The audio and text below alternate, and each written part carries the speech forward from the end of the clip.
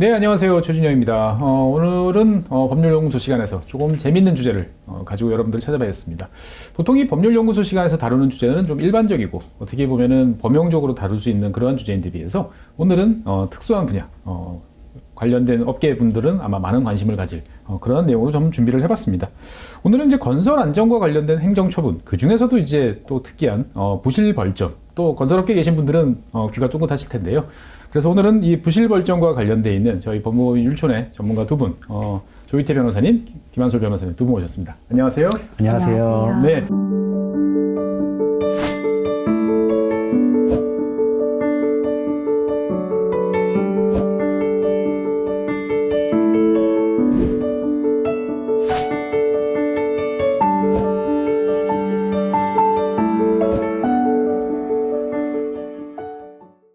나오셨으니 일단 첫 번째로 자기소개부터 먼저 간단하게 한번 해주시면 감사하겠습니다. 네, 저는 율촌 부동산건설 부문에 근무하고 있는 조희태 변호사라고 합니다. 감사합니다. 네. 네, 안녕하세요. 저도 율촌의 부동산 건설 부문에서 근무하고 있는 김한솔 변호사라고 합니다. 이 두 분 다 그러면 건설과 관련된 업무를 주로 하시는 거죠? 예, 맞습니다. 저 같은 경우에는 이제 부동산 건설 부문에서 부동산 분쟁, 특히 그 중에서도 이제 행정 제재 관련된 업무를 주로 수행을 하고 있습니다. 예. 김 변호사님도? 예, 저도 마찬가지로 부동산 마찬가지시고. 건설 부문에서 일하고 있습니다. 근데 오늘 주제가 이제 두 분 말씀하실 주제가 이제 부실벌점. 상당히 이제 좀 어렵고 뭔가 좀 무시무시해 보이는 주제인데 어떻게 하다 보니까 이 부실벌점 분야에 관심을 가지시고 들어오게 됐는지 이게 사실 좀 궁금해요.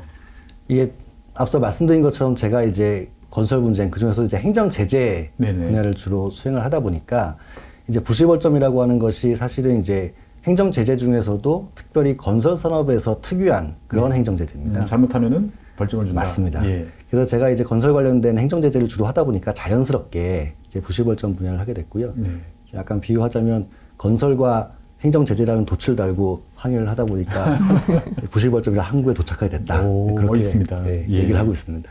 김 변호사님 같은 경우는 여성 변호사분들은 사실 이제 건설 그러면 왠지 좀 터프한 이제 이런 영역으로 될 텐데 어떻게 이제 이 영역으로 이제 진입을 하시게 되셨나요? 아무래도 약간 건설 업계에서 조금 아직은 이제 네. 그런 것들이 있다 보니까 근데 오히려 장점이라고 하면 좀 기억을 많이 해주시는 것 같기는 해요. 오히려. 그래서 좀 여성 변호사가 이렇게 건설 현장에 대한 일을 많이 하고 있다는 것 자체로도 이미 많이 기억을 해주시는 것 같고 그러다 보니 자연스럽게 저도 조희태 변호사님처럼 건설회사가 겪고 있는 뭐 민사적으로나 행정적으로나 여러 이슈들을 다루다 보니 자연스럽게 요즘 특히나 많이들 관심을 가져주시는 부실벌점에 대해서도 관심을 갖게 됐습니다. 네. 어쨌든 간에 이제 두 분 전문가이신데 사실 이 부실이라는 말만 들으면 공사가 바로 자동으로 이제 연관으로 뜰 것 같아요. 예. 예. 그만큼 이제 어떻게 보면 대한민국 정부 수립 이래 저도 이제 72년생이니까 이제 50년 넘게 해서 살아왔는데 수많은 이제 부실과 관련되어 있는 사건 사고들을 이제 겪었던 기억이 참 많습니다. 그리고 최근 들어서는 또 뭐 신축 아파트 현장에서 뭐 다시 재시공까지 가는 이제 이런 일들도 자꾸 이제 벌어지곤 하는데 사실 돌이켜보면 지난 한 30년 동안 제도가 엄청나게 많아지고 두꺼워지고 강력해진 것 같아요. 그런데도 이제 계속 이렇게 부실 공사가 발생하는 이유, 이 업계를 쭉 들여다보신 상황에서 한번 말씀을 해주시면 좋을 것 같아요. 일단 박사님께서 말씀하신 사항에 대해서 좀 답변을 드리기 전에 네. 먼저 부실공사가 과연 뭘까? 그거부터 좀 제대로 정의를 제대로 한번. 공사가 안 되면 부실 공사예요. 그렇죠? 예. 근데 이제 저는 그냥 대법원에서 이 부실공사에 대해서 정의한 게 있습니다. 그걸 먼저 좀 인용을 드리는 게 좀 편할 것 같고요. 예, 예. 이제 대법원에서 부실공사를 뭐라고 보고 있냐고 하면 일단 뭐 관련 법령이나 이런 설계도서 등에 반해서 시공을 함으로써 그 건축물 자체나 뭐 건설공사의 안전성이 훼손되거나 네. 아니면 기타 다른 사람의 신체나 재산에 위험을 초래하는 것. 네. 그렇게 이제 부실공사를 정의하고 있습니다. 설계대로 안 했다. 예, 근데 이제 이 부실공사의 이 정의가 중요한 게 뭐냐면 단순 오시공과는 구별된다는 점입니다. 근데 이제 사실은 많은 분들이 부실공사 이렇게 말씀을 흔히 하시지만 네네. 심지어 이제 이런 행정처분을 내리는 처분청들조차도 이 부실공사에 대해서 그냥 단순히 설계도서와 다르게 시공되면 이게 부실공사 아니야? 이런 관점에서 제재를 내리고 판단을 하고 계시거든요. 보통 그렇게들 생각을 하죠. 근데 사실 이제 부실공사의 정의라고 하는 거는 그것과는 조금 차이가 있다. 그 부분을 먼저 좀 말씀드리고 싶고요. 예. 그렇다고 하면 이 부실공사가 어떻게 해서 가장 큰 원인이 무엇일까? 그 부분을 좀 생각을 해보면, 물론 이제 어떤 하나의 특정한 원인만 가지고 부실공사가 발생했다. 이렇게 보기는 좀 어려울 것 같습니다. 근데 그 중에서도 좀 근본적인 원인을 찾아 본다고 하면, 특히 예산과, 즉 비용과 또 공기의 문제, 공사 기간의 문제. 근데 이제 공기의 문제도 결국은 비용의 문제로 귀결되는 거기 때문에 결국은 이제 비용, 즉 돈의 문제로 귀착된다고 볼 수밖에 없는데요. 이제 부실공사라고 하는 것이 아까도 말씀드렸다시피 결국은 안정성을 훼손하는, 건설공사의 안정성을 훼손하는 것이기 때문에 이 안정성, 공사의 안정성을 확보하기 위해서는 필연적으로 어떤 인력과 자재라든가 그런 거에 투입이 당연히 필요한 것이고 거기에는 당연히 비용이 수반이 되는 것이죠. 근데 이러한 비용이 제대로 따라주지 못할 때 이것은 부실공사가 발생할 수 있는 어떤 환경적 여건이 조성이 된다. 그런 측면에서 어떤 이런 비용의 문제가 이런 부실공사의 근본적인 원인이다. 좀 그렇게 볼 수 있을 것 같습니다. 단순하게 이제 해야 될 일을 안 했다. 이걸로만 보기에는 상당히 넓은 범위로 맞습니다. 이제 봐야 된다라고 네, 말씀드릴 수 있을 것 같고. 김한솔 변호사님께서는 어떻게 생각하십니까? 네, 저도 뭐 같은 맥락에서 말씀드릴 수 있을 것 같은데요. 네. 사실 결국은 돈의 문제인 것 같긴 한데 예. 특히나 이제 최근에 한창 이제 건설 현장을 강타했던 이슈가 코로나잖아요. 뭐 그렇죠. 모든 산업이 다 그렇겠지만 사실 코로나나 아니면 뭐 이런 관련 업체들의 파업 이런 식의 이제 대형 악재들이 겹치면 사실 공사 기한을 준수하는 것 자체가 어렵거든요. 공기 맞추는 게 사실은 제일 핵심인데. 인력을 예전대로 투입을 할 수가 없으니까. 근데 그 발주처 입장에서도 한정된 예산이 있고 건설사들도 한정된 예산이 있다 보니까 이러한 상황에서 기한을 준수하려다 보면 자연스럽게 뭔가 이제 무리하게 되면서 이런 안전 관련 이슈에 조금 소홀하게 되고 그러다 보면 좀 더 부실공사 이슈에 이제 좀 노출이 잘 되는 거 아닌가 이런 생각이 듭니다. 보통 이제 건설 사업장에서의 어떤 부실공사라고 하면은 이제 발주처와의 무슨 결탁, 뭐 뇌물, 뭐 이런 이제 뭐 빼먹기, 뭐 보통 이렇게들 생각을 하시는데 현장에서 많이 보신 분 입장에서 봤을 때는 결국은 이거는 어떻게 보면 제한된 예산이라고 하는 돈과 관련돼 있는 그러한 사항이다라고 이제 어떻게 보면 상당히 새로운 관점이기도 하고, 우리가 좀 잊어먹고 있던, 모르고 있던 그런 이제 관점인 것 같기도 한데, 실제로 오늘 이제 말씀드릴 주제로 이제 들어가 봐야 될 것 같은데, 이 부실벌점이라는 제도가 도대체 뭔지, 뭐 아시는 분들은 아시겠습니다만, 한번 좀 설명을 해 주시고요. 그 다음에 이제 또 최근에 이게 또 제도가 바뀌어서 맞습니다. 또 여러 가지 또 이슈가 좀 되고 있는 것 같습니다. 그렇습니다. 그래서 이 두 가지 주제에 대해서 두 분께서 각각 답을 해 주시면 좋을 것 같습니다. 예. 일단 뭐 벌점하니까 이제 흔히 이제 일반인들께서는 뭐 도로교통법상 벌점 뭐 이런 벌점도 생각하시고 예. 또 다른 법에도 벌점이 있습니다. 맞습니다. 하도법에도 벌점이 있고요. 예, 예. 근데 이제 오늘 저희가 말씀드리고자 하는 벌점은 건설기술진흥법 53조에 규정되어 있는 부실벌점이고요. 부실벌점. 예, 네. 이것은 앞서 말씀드린 건설공사의 부실공사를 방지하기 위한 그런 제도적 장치로서 행정제재로 이제 도입된 그런 제도입니다. 그래서 그 발주청이라든가 국토부 같은 처분청이 건설공사의 부실을 측정해서 네. 어떤 문제가 있다고 판단이 되면 이제 부실벌점을 부과하게 돼 있고요. 이 부실벌점의 효과가 꽤 대단합니다. 예, 이 부실벌점을 맞으면 되게 아프다. 그렇습니다. 네. 타격감이 좀 세고요. 이 부실벌점을 부과받게 되면 일단은 공공공사에 있어서 네네. 저희가 이제 입찰을 할 때 입찰 참가 자격 사전 심사 네. 흔히 PQ라고 PQ라고 하는데요. 하죠. 예, 예. 그 PQ를 하게 되는데 여기서 감점을 받게 됩니다. PQ 감점 받으면 쉽지 않은데요. 예, 그 아주 근소한 차이로 당락이 결정되기 때문에 그 불이익이 굉장히 크고요. 네. 또 이제 특히 시공사들, 건설 사업자, 시공사 같은 경우에는 이제 주택 공급 규칙에 따라서 선분양 제한이라는 큰 벌점을 불이익을 받게 받으면 됩니다. 우리가 보통 이제 맞습니다. 선분양을 하고 예, 먼저 예. 이제 계약금과 중도금을 받아가면서 맞습니다. 공사하는 예. 게 안 된다. 그거는 못하게 됩니다. 그게 이제 그러면- 시기가 늦어지게 되고요. 재정적으로 굉장히 좀 큰 어려움을 겪을 수 있고 예, 또 예. 시공사들 시공력 평가할 때도 불이익으로 작용을 하게 되고요.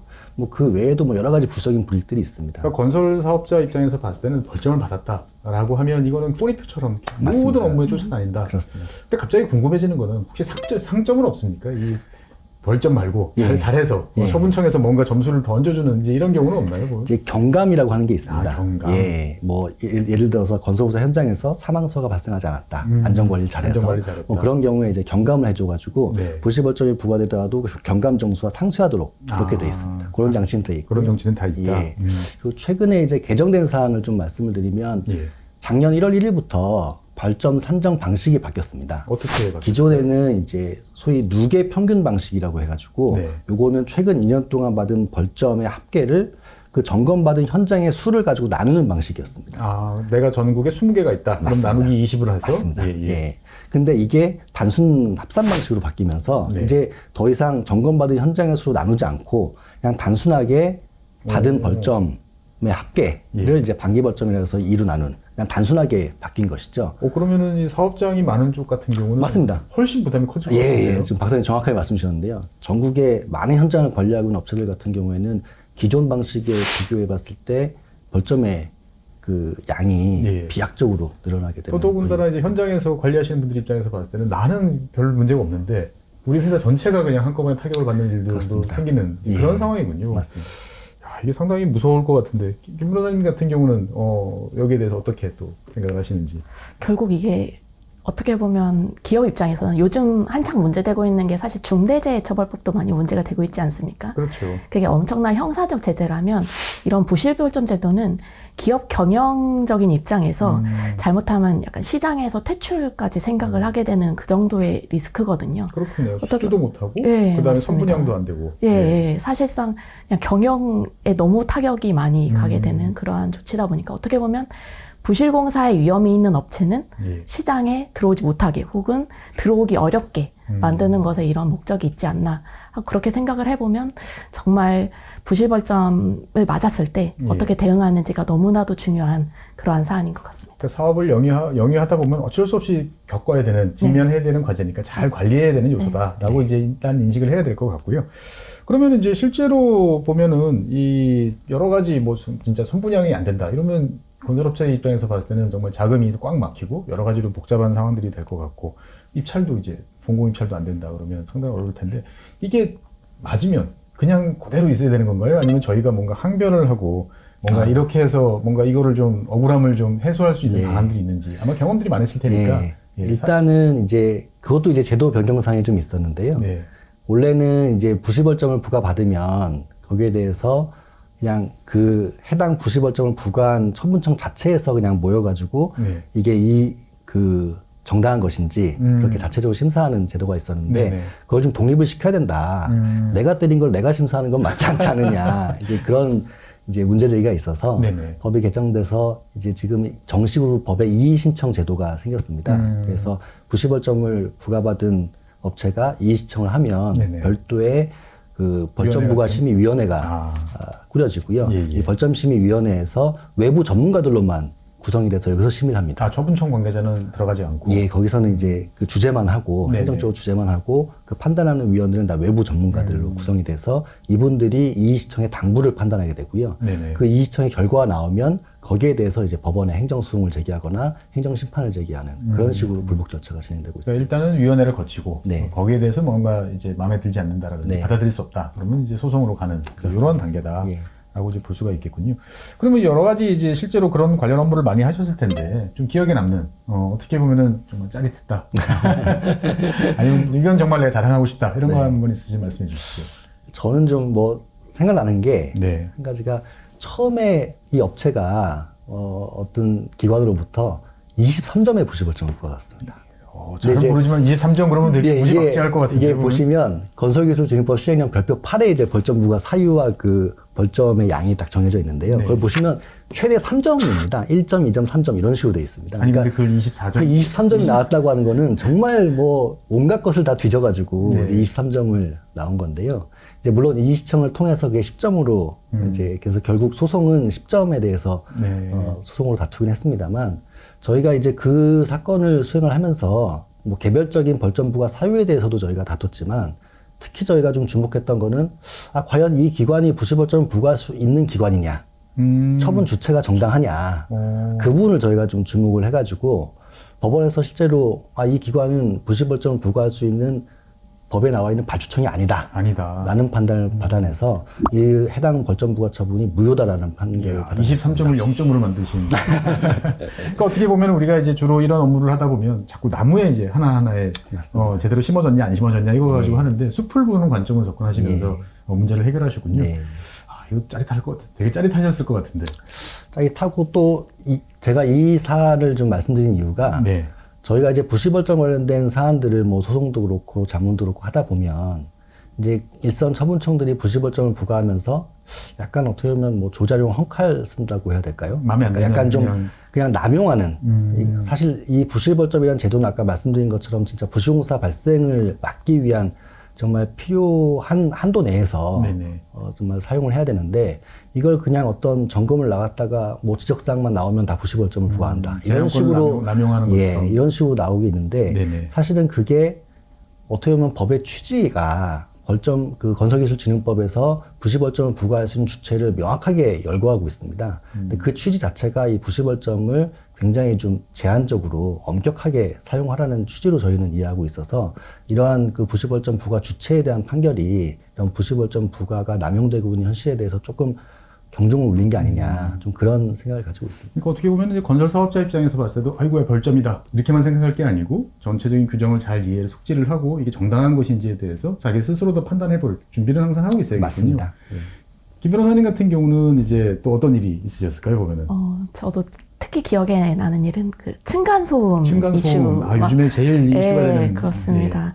그래서 그때 층간소음에 대해서 대대적으로 한번 전체적인 건설 현장 감사가 들어간 적이 그렇죠. 있거든요. 정부 합동으로 막 해서. 그때 뭐 한 거의 7, 80개 현장에 대해서 감사가 들어갔었고 그중에 이제 문제가 있는 현장으로 이제 뭐 한 벌점들이 다 좀 부과가 됐었는데 네. 그때 저희 율촌이 한 10개가 넘는 건설회사들을 한꺼번에 대리해서 이 건을 진행한 적이 있었습니다. 예, 그래서 예. 그때 벌점에 뭐 집행 정지도 받아내고 결과적으로 일부 현장에 대해서는 이제 승소도 받아냈는데 그때 승소하게 된 이제 주요 근거가 그때 층간소음과 관련해서 문제된 여러 이슈 중에 콘크리트 슬래브 평탄도라는 이슈가 있었습니다. 그러니까 얼마나 평평하게 콘크리트를 평평하게 깔아야 그 층간소음을 이제 방지할 수 있는 성능이 이제 완전히 구현이 되는 건데 그게 평탄하지 않으면 이제 문제가 되니까 이제 뭐 부실공사다에서 이제 벌점이 들어왔던 그러한 사안인데요. 상당히 디테일한 사항으로도 맞습니다. 그래서 그때 어떤 이슈였냐면 하고 있는데 콘크리트를 깔고 있는데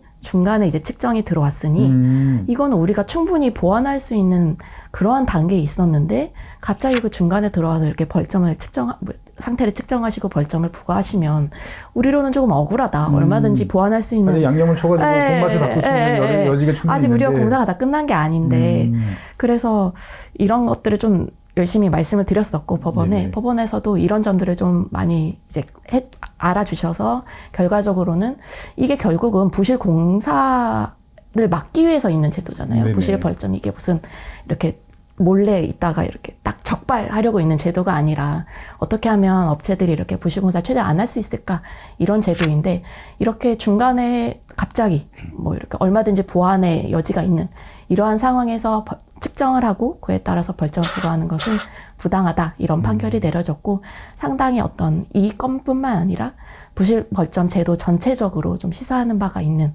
그러한 판결이 아닌가 생각을 해봅니다. 아까 이제 조 변호사님께서 이제 부실공사가 과연 뭐냐라고 하는 이제 범주, 상당히 넓은 범주다라는 생각이 들었는데 벌점도 마찬가지로 또 상당히 넓은 범주에서 고려를 해봐야겠구나라는 생각이 좀 드네요. 보면은.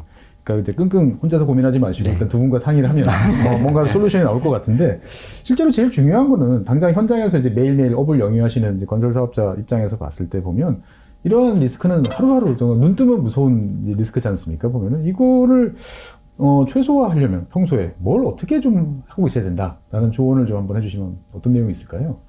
가장 좋은 것은 그냥 부실벌점을 대비하는 컴플라이언스 시스템, 그러니까 사전에 약간 점검하는 시스템을 갖추는 게 중요할 것 같거든요. 이렇게 하면은 벌점이 나오니까 이렇게 맞습니다. 하지 말자. 이렇게 하면 부실공사 발생의 가능성이 있으니까 네네. 어떻게 뭐 보고를 하고 내부적으로 이걸 어떻게 보완할지 여부에 대해서 좀 점검을 하고 그리고 혹시나 문제가 생길 것 같으면 이제 뭐 법률 전문가의 조언을 좀 구하도록 이렇게 사전적으로 시스템이 갖춰져 있으면 최대한 빨리 이거에 대해서 좀 적절하게 대응을 할 수 있거든요. 그래서 가능하면 이런 회사 내부적으로 이런 시스템, 보고 시스템을 체계적으로 갖추는 것을 조금 추천드리고 싶고요.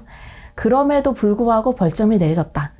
가장 중요한 거는 저희는 뭐 초동 대처라고 주로 말씀을 드리는데 병원 가는 거랑 똑같군요. 일단 조기 진단이 중요하다. 최대한 빨리 가야 됩니다. 그래서 그 가끔 저희가 현장에서 가끔 곤란한 경우가 일단 발주청에서 벌점이 나온 거죠. 이렇게 벌점 부과하겠다라고 했을 때 가끔 너무 당황하신 나머지 뭔가 관련 사실을 모두 인정하는 듯한 확인서를 쓰시는 경우가 있어요. 그렇죠. 또 약간 분위기가 또 분위기가 이렇게 뭐 이렇게 안 하면 뭔가 불이익이 있을 것처럼 이렇게 돼 있을 때 뭐 이렇게 뭐 공사 설계도서 다르게 공사를 한 사실을 인정한다 뭐 이런 식으로 사실과 다른 실제로는 그렇게 하지 않았음에도 불구하고 종종 그렇게 확인서를 작성하시는 경우가 있는데 이런 경우에는 이제 저희가 이거를 뒤집으려면 정말 그 확인서를 작성할 때의 경위나 이런 것들에 대해서 정말 많은 설명을 해야 이제 그 억울함을 이제 풀 수가 있거든요. 그래서 가능하면은 이런 부분들을 진행하시기에 앞서서 관련 전문가들의 좀 조언을 받고 진행하실 수 있도록 이렇게 시스템을 구비해 놓으시는 것을 추천드리고 싶습니다. 그러니까 평소에 이제 도상 연습을 좀 하셔야겠군요. 만약에 이런 경우가 나오면 어떻게 할 거지? 라는 거에 대해서 좀 숙지를 잘 하고 그 다음에 함부로 이렇게 쓰지 마라 라고 이제 정리를 할 수 있을 것 같고. 우리 조 변호사님께서는 예, 저는 이제 김 변호사님 말씀하신 거에 이어서 좀 부연해서 말씀드릴 텐데요. 네네. 이제 김 변호사님께서 말씀하신 부분은 이제 현장에서. 내부적인 현장에서 초기 대응 이런 부분을 말씀 주셨고, 이제 이거를 법원에서 다툰다라고 했을 때 이제 부실벌점이라고 하는 것이 좀 다른 행정제재와 좀 구별되는 점이 그 부실벌점 부과 요건 주요 부실 내용이라고 되어 있는데요. 그 부분이 다른 행정제재와 달리 이게 법률적 언어가 아니고 기술적 언어로 되어 있습니다. 그렇죠. 예, 그래서 이 부분을 사실은 잘 재판부에 설득하고 설명드리는 게 굉장히 관건이고요. 왜냐하면 이걸 판단하시는 재판부는 이 기술적 언어에 대해서 문과시죠. 잘 이해를 못 하시는 경우가 많기 때문에 네. 이걸 어떻게 보면 좀 일종의 통역 과정? 네네. 그런 걸 거치는 작업이 반드시 필요합니다. 그래서 그렇죠. 이게 꼭 뭐 변호사나 법률가들만이 해결할 수 있는 부분이 아니고요. 이거는 현장의 기술 전문가들과 협업을 통해서 네네. 좀 이루어져야 될 부분 같습니다. 그러니까 어떻게 보면은 이제 이러한 사유에 대한 정확한 이해를 해야만 판단이 나올 수 있는데 맞습니다. 그 이해를 가로막는 여러 가지 이제 뭐 언어적이라든지 아니면 각종 용어라든지 네. 이런 거에 대해서도 전체적으로 잘 이해를 시켜드리는 게 맞습니다. 여러 가지 리스크를 낮출 수 있다. 예. 그러니까 어쨌든 현장에서 해야 될 일이 따로 있고 네. 또 이제 이미 부과된 벌점을 대응할 때 있어서 할 네. 일이 따로 있다라고 네. 이제 말씀 해주신 것 같고요. 사실 이걸 이제 말씀을 들었는데 그럼 어떻게 하라는 거지? 뭐 이런 생각이 좀 들어요. 근데 이제 아까 보다 보니까 이런 것들을 이제 놓고 책자로 있으면 좋겠다라는 생각이 들었는데 마침 이 책자가 딱 있네요 보니까. 네. 일단 요 연두색 책을 제가 먼저 좀 설명을 드릴 텐데요. 네, 책이 2권입니다. 예, 부실벌점의 주요 쟁점이라는 책인데 네. 저희가 이제 부실벌점 사례를 사실 수행할 때는 뭐 다른 거 신경 쓰지 않고 한 건 한 건 그냥 최선을 다해서 저희가 수행을 했고요. 이렇게 하다 보니까 어느 순간 보니까 저희가 수행했던 부실벌점 케이스가 꽤 많이 좀 집적이 되어 있는 것 같습니다. 패턴도 좀 잡히고. 예. 근데 이제 저희 부동산 건설 부문의 건설 클레임 팀장으로 정유철 변호사님이 계신데요. 정 변호사님께서 이런 거를 이렇게 많이 케이스도 모여 있고 이렇게 있는데 이거를 우리만 알고 있는 건 조금 좀 아니지 않냐. 그래서 좀 다른 분들께도 좀 공유를 해서 네. 도움이 됐으면 좋겠다. 이제 그런 말씀을 주셨고 거기에 힘입어서 저희가 한번 힘을 합쳐가지고 부실벌점의 주요 쟁점이라는 책을 좀 만들어냈습니다. 주요 내용은 어떤 내용일까요, 보면은? 주로 저희는 이 책을 좀 구상을 하면서 철저하게 좀 현장 사례 위주로 실제로 위주로. 부실벌점이 부과했던 사례 네. 그리고 그게 다투어져서 어떤 결과가 나왔든 간에 그 과정을 네네. 좀 저희가 책에 녹아놓자 그런 생각으로 좀 책을 준비했고요. 저희가 이제 여기 보시면은 건설 클레임 연구소라고 되어 있습니다. 예. 이 건설 클레임 연구소가 저희 부동산 건설 부문에 변호사들도 많이 있지만 이제 그 오랜 기간 동안 이제 건설공사 관련된 업무를 많이 하셨던 고문님들, 위원님들이 많이 계시죠. 계시거든요. 네네. 그런 분들이야말로 진짜 아까 말씀드렸던 부실벌점에 있어서 기술적 언어를 정확히 이해하고 계신 분들이기 때문에 네네. 그분들과의 협업을 통해서 저희가 많은 사례를 다뤘고 그런 부분들이 이 책에 좀 많이 녹아 있다. 각 주제별로, 각 사유별로. 네네. 그래서 그런 부분에 있어서 현장에서 부실벌점을 대응하시는 실무자분들에게 좀 조금이라도 좀 도움이 되지 않을까 그런 생각이 내 가지고 케이스를 있습니다. 이렇게 찾아서 보면 예. 어떤 식으로 비슷한 케이스를 찾아서 이렇게 전개가 됐구나. 그런 의도로 감을 저희가 잡고 좀, 예. 결론까지도 미리 한번 예상해 볼 수 있는. 맞습니다. 어떻게 보면 상당히 많은 어려운 작업. 사실 책을 낸다라는 건 저도 몇 번 해봤지만 이 지난한 시간과 노력을 투입해야만 이제 나오는 건데 참 바쁘실 텐데 이걸 대단한 일을 하셨다라는 말씀 먼저 드리고 싶고. 그러면 이제 이 책을 또 김 변호사님도 같이 쓰셨을 건데 네. 책 자랑 한번 한번 해주시죠 보면은. 이 책의 가장 큰 장점은 제가 생각하기에는 최근 판례들 위주로만 구성되었던 최신 자료만 모아놨다. 사실 부실벌점이 뭐 그동안 계속 관심의 대상이긴 했지만 요즘 특히 관심의 대상이거든요. 네네. 그래서 가능하면 가장 최근의 판결들을 좀 다루려고 노력을 했고요. 결국 아까도 저희 말씀 나왔지만 그 부실공사라는 개념 자체가 굉장히 모호하지 않습니까? 그렇죠. 그러다 보니 사실 관련 법령에서는 이걸 들여다보면 시행령 이제 별표 8에 나와 있는데 이제 그걸 조금이라도 더 명확히 하기 위해 거의 제가 세워보기로는 50개 정도 사유로 나눠져 있고 거기에 세부 뭐 1, 2, 3 이렇게 사유까지 하면 뭐 100개, 150개 정도는 되는 것 같아요. 그래서 그런 사례들을 좀 더 좀 구체적으로 사안별로 좀 다룰 수 있으면 좋겠다 생각해서 이제 그런 식으로 구성을 했고 어떠한 경우에 이제 부실공사라고 보고 있는지 법원이 어떠한 경우에는 이런 업체들이 조금 억울하다고 보시고 계신지 이런 것들을 조금 보실 수 있게 제가 구성을 해놨으니까 뭐 관계자분들께 많은 도움이 되었으면 좋겠습니다. 예, 제가 말씀 듣다 보니까 본인이 이제 업무를 하시다 답답한 거, 이거를 이제 내가 책으로 녹여냈다. 네. 이렇게 이제 생각할 수 있겠군요. 차관, 좀 어려워 보이지만, 어떻든 간에 뭐 담당 이 해당 분야에 계신 분들 입장에서 봤을 때는 술술 잘 익히는 책일 거다라는 생각도 좀 듭니다.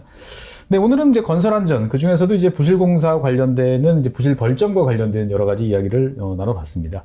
사실 이제 부실공사, 뭐 부실벌점, 이 부실이란 단어가 주는 어감 때문에 상당히 여러 가지로 이제 오해도 많고 혼선도 많이 있는 것 같습니다. 네, 오늘 두 분께서 이제 그간의 많은 경험, 그리고 이제 이렇게 책자로 만들 정도의 어떤 잘 정립된 여러 가지 이론을 통해 가지고 부실벌점과 관련되어 있는 전반적인 이야기, 그 다음에 이것을 어떤 식으로 리스크를 줄이고 기업이 대응할 수 있는지에 관한 전반적인 이야기를 많이 해주셨습니다. 어쨌든 오늘 말씀드린 사항은 짧은 시간 내에 큰 틀에 대해서 말씀을 주신 거고요. 부실벌점과 관련되어 있는 여러 가지로 고민하시는 분들은 언제라도 지체하지 마시고 이 두 분 연락 주시면 잘해 주실 거죠? 그럼. 네, 알겠습니다. 다음 시간에는 새로운 주제로 여러분들을 찾아뵙도록 하겠습니다. 오늘 부실벌점과 관련돼서 나와주신 두 분 변호사님 대단히 감사하다 말씀 먼저 드리고요. 시청해주신 여러분께서도 고맙다는 말씀 드리겠습니다. 감사합니다. 감사합니다. 감사합니다.